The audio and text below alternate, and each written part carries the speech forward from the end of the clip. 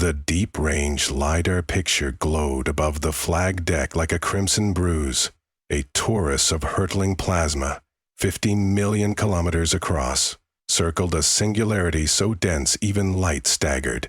Just beyond the inner rim drifted faint blue glyphs, warning drawn by an intelligence that had been old when humankind still cracked flint. The custodian armada. Admiral Amina Kovac folded her gauntlets behind her back and forced herself to breathe. The taste of recycled air suddenly felt metallic, tinged with phantom heat from the black hole called Vesper. "Helm progress?" she asked. "Fleet has matched disk velocity at 0.3 C, radiation shields holding, custodian scouts still dark." Kovacs nodded, though she doubted the machine sentinels were truly blind. They were conserving reaction mass, waiting for the trespassers to commit. A human ship was recording because nobody expected many to survive. History could, at least, know how they died. Lieutenant Narayan, her tactical officer, drew a narrow beam on the display. "Projected firing envelopes once the custodians light off. They'll trap us against the gravity well. And we won't claw our way back out," Kovac finished. Her voice remained level. "Bring up reprisal group Alpha." The hollow shifted, revealing the allied carrier Jaxartes and her escorts, slipping beneath the visible plane of the accretion disk. The plan Odysseus, bordering on lunacy, was to sink the carriers into the incandescent mire, using the wall of ionized hydrogen as thermal camouflage. From that inferno, they would cough out strike wings and knife upward through relativistic wind shear and stab at the machine line from inside its perimeter. Even if the pilots survived the launch, they would fight in a volume where gravity tides could spaghettify a cruiser in minutes. But there was no safer vector. The custodian's outer pickets overlapped like latticework. Kovac flicked a private channel. "Flight Marshal Auden, status?" "Ready as we'll ever be. 48 torches, 22 Shrikes. Full mag. Radiation outside is 13 sieverts per minute, and climbing." "Understood. You have green." She cut the line and stared at Vesper's boiling horizon. Beyond it lay the Void Gate, an aperture rumored to open on an uncharted branch of galactic filament, maybe on humanity's lost refugees. No one had transited in 40 millennia. The custodians had seen to that. If the Coalition failed today, they wouldn't get another chance. Every faction had emptied its arsenals to build this expedition. "Immense disk dive," Kovacs ordered. Thruster flares appeared like sparks falling into a furnace. Jaxartes and the light carrier Narasuan nosed downward, plating glowing cherry as they breached the outer stream of plasma. Escorting destroyers folded back. If the carriers collapsed, at least some crews might live long enough to warn the outer galaxy. The deck juddered. Spectrometers screeched overload warnings. Plasma buffeted hulls harder than any storm born of normal physics. Kovacs pictured the pilots strapped into their strike craft, sweat drifting in weightless bulbs, eyes on gravimeters dancing between terror and awe. Within 2 minutes, the custodians reacted. 12 crimson markers flared on the plot and arrowed inward. Coasting on inertia sleek, scythe-shaped frigates without living crew, built from neutronium lattice and self-healing monofilament. Narayan cursed softly. "Those are impalers, rail spines big enough to punch through our armor and keep on flying. Vector? They'll intercept Jaxartes in 9. Kovacs switched to fleet-wide broadcast. "All batteries, counterfire." Kestrel, the forward cruiser, chugged triple-gauge coil guns. Slugs streaked at 12% light speed, each wrapped in a blade of vapor that bloomed against the void like silver flowers. The incoming frigates jinked with impossible acceleration, letting projectiles ghost past by meters. Machine reflexes unshackled by flesh. A single impaler returned fire. Magnesium light seared across emptiness. From this range, no time existed to dodge. The round clipped Kestrel's prow. Armor and 80 crew compartment rings vanished in a plume of molten iron. "Maintain formation," Kovacs barked, before Greek could root. "They're testing arcs." Inside the accretion disk, the carriers opened their bays. 200 strike craft erupted like embers blown from a forge, engines sheathing themselves in electromagnetic bubbles to cheat the drag. Plasma geysers licked across their canopies. Navigators relied on quantum entanglement links to starboard sensors, because nothing at ordinary sea speed could push through the maelstrom. Squadron Commander Wing Sahara transmitted a single-syllable-long rising. Every pilot keyed the war cry back. The frequency was theoretically meaningless, yet hearing it across comms stiffened Kovac's spine. "Strike wing is away," Arden confirmed. Narion's hands flew over controls. Impalers splitting, 5 diving to chase, 7 rising toward us. "Gunnery, belay!" Kovac's mind raced. If they shot, the custodian battle cruisers behind those frigates would reveal themselves and bracket the fleet. "Hold weapons tight. Let the strikes draw focus." One deck below, in the assault prep bay, Major Rafe Ardalan watched the battle unfold through a sliver of augmented reality pinned inside his retina. His squad, Phantom Lance, were ghosts in matte stealth armor, each neuro-spliced with synthetic muscle and subdural sensor web. 40% of their body mass was polymer or fiber, the price of matching machine lethality. "Looks hot up there," Corporal Yoshi murmured, locking a grav knife onto his hip. "Chance we actually launch?" "Orders are to board the monument if a corridor opens." Ardalan checked his pulse shotgun's mag seals. "We get the corridor, we go. If not, we drink victory gin and watch the show." He lied well. None of them expected gin. The custodian monument, a spindle station tethered centimeters shy of Vesper's event horizon, was rumored to contain the Void Gate's control core. Any boarding team would endure tidal forces that could tear steel. But Phantom Lance had spent 6 months training in enhanced gravity tanks until blood vessels burst under strain. If command said jump, they'd jump. The strike craft slashed out of the disk's far side and streaked toward the impalers.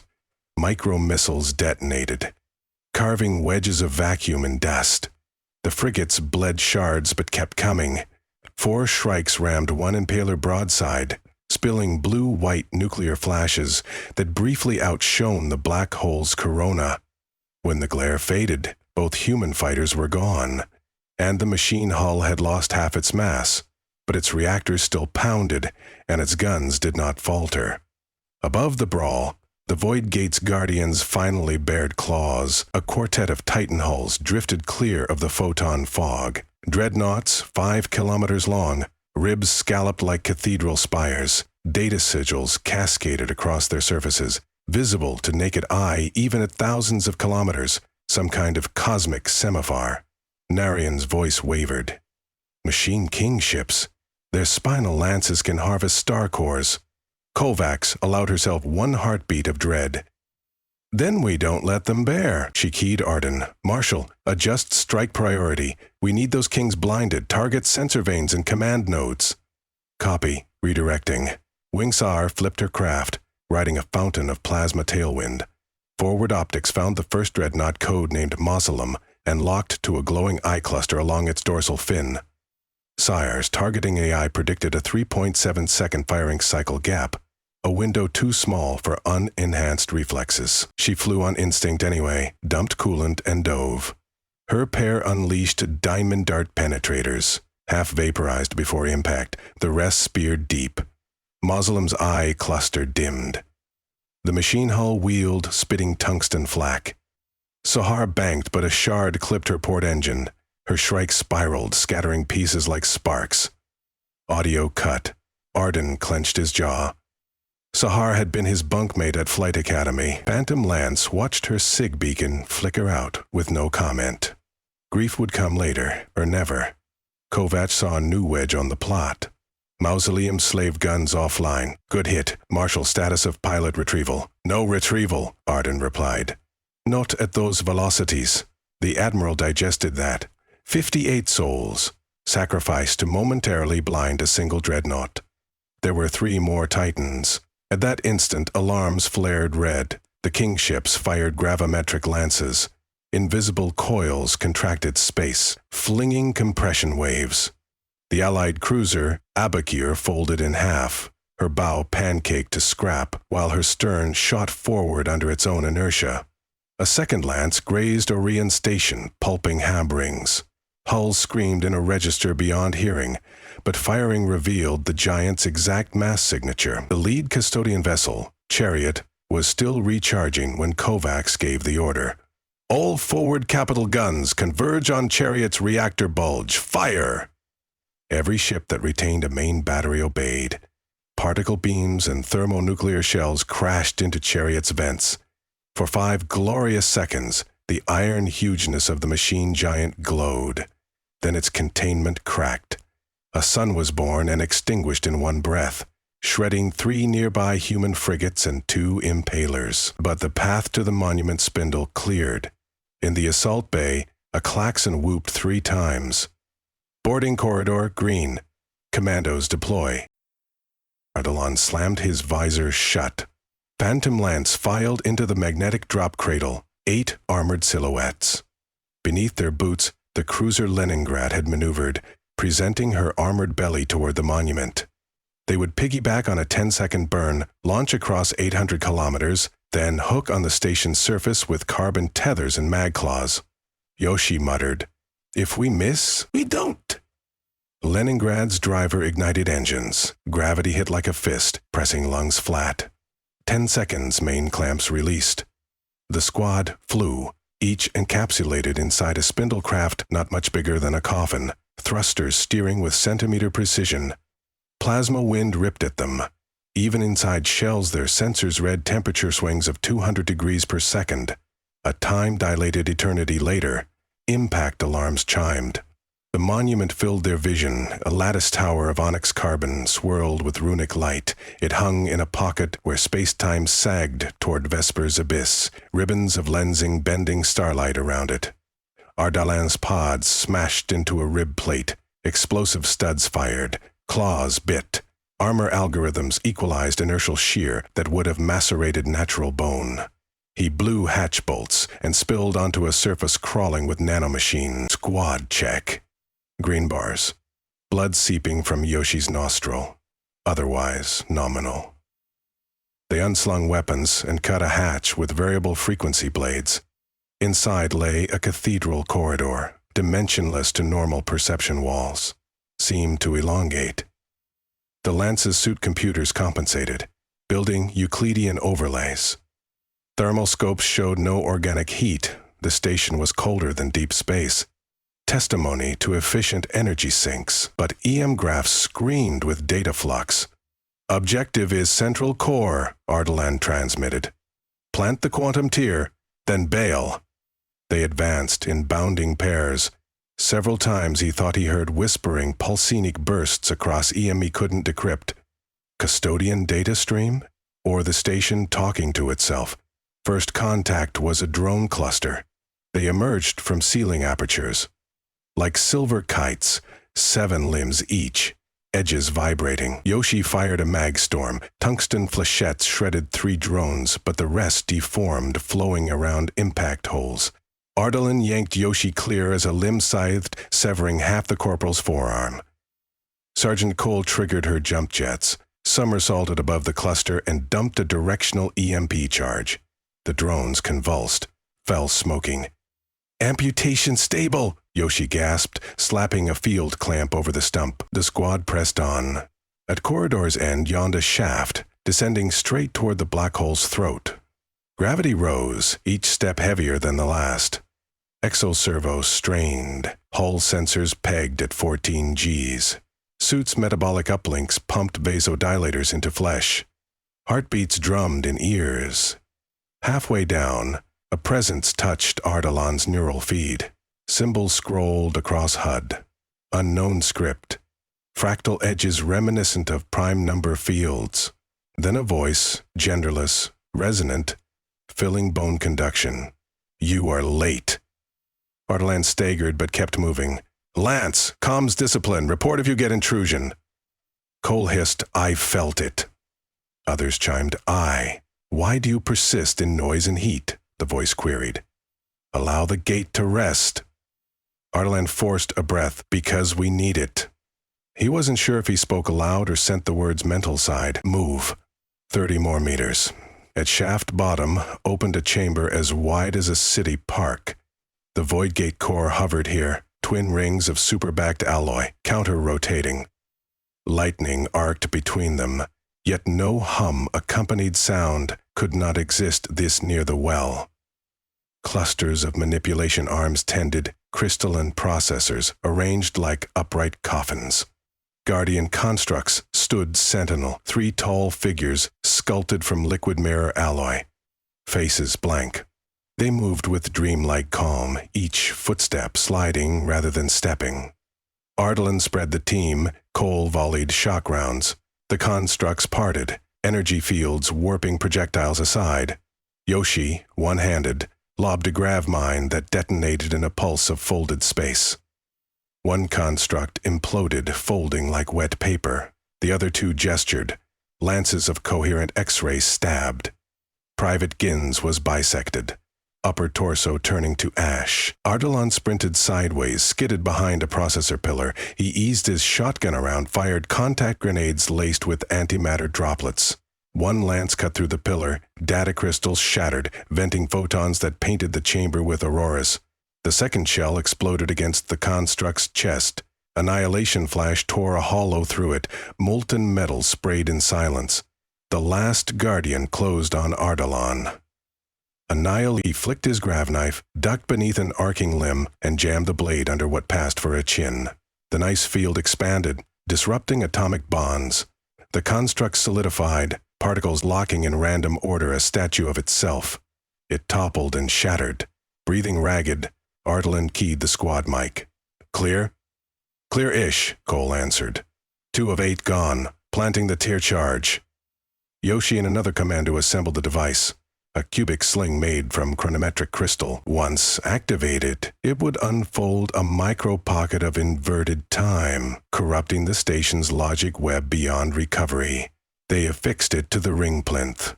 The disembodied voice returned. Already fractured, already falling. Will you share oblivion with me? Ardalan ignored it. Charge armed. Extraction vector 3. But the floor lurched. A ripple of gravitational flux swept the chamber. The singularity's tides surged. The void gate's rings slowed, then sparked violently. Naranon's voice burst across FleetNet. Admiral, the spindle just increased mass by 38%. They're trying to drag everything past the horizon. Kovacs on the bridge felt Vesper's pull tremble through plates. All ships, burn outward. Tractor lines on Leningrad. Inside the core, Ardalan felt helium weight press skull against spine. The station had begun its final defense. Suicide. If it crossed the event horizon before the humans escaped, the whole battle would be a pyre. Jetpacks at max, he ordered.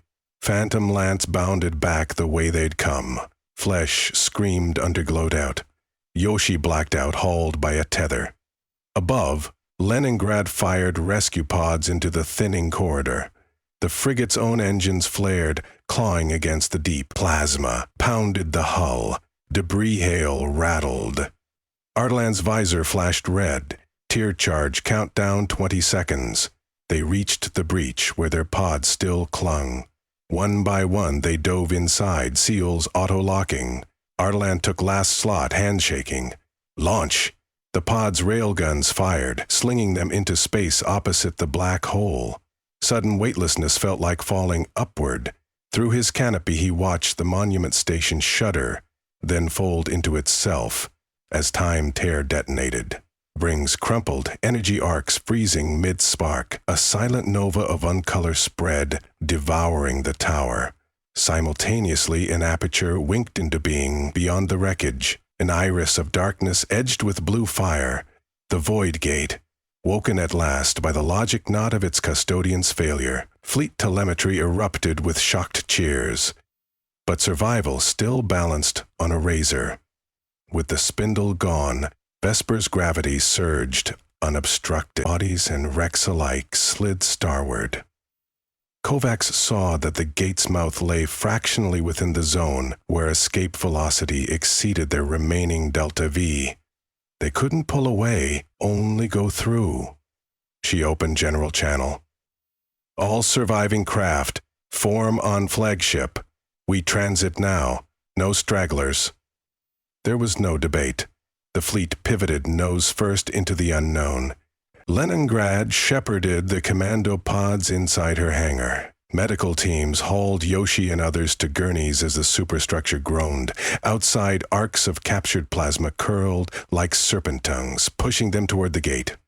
Kovac watched D-space metrics spike. The ring's edge shimmered. In that instant, she felt another mind brush hers. Not hostile, merely curious. It spoke not in words but imagery. Stars unseen, fields of vacuum flowers. Then the flowers. Floored. Then Vesper's horizon swallowed the first cruiser's tail fins. A heartbeat later, everything inverted. Sensation of motion ceased. Alarms fell silent. Bridge lights glitched, then stabilized, revealing a starlit void, uncatalogued by any human chart, densely packed nebulae, twin gas giants in binary dance, and no sign of the ancient armada. The fleet had arrived someplace, fresh, beyond reach of their pursuers. On Leningrad's infirmary deck, Ardalan blinked awake to find Kovac standing beside his cot. Only 5 of Phantom Lands had made it. "You bought us a future," she said quietly. Her eyes, once iron, now shimmered with exhaustion and muted triumph. Ardalan tried to smile. Couldn't let the gate rest forever.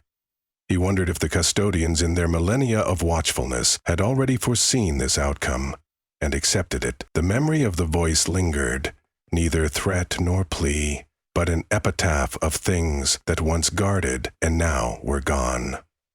Across the new sky, the wounded fleet formed ranks, turning sensor dishes like explorers sniffing uncharted wind. Somewhere ahead lay worlds unknown, maybe hostile, maybe kind. They would find out together, guided by the courage of pilots who dove through fire and commandos who fought in the jaws of impossible gravity. And behind them, in a dying universe they would never again witness, Vesper devoured its dead alone, the last ripple of battle fading into eternal night.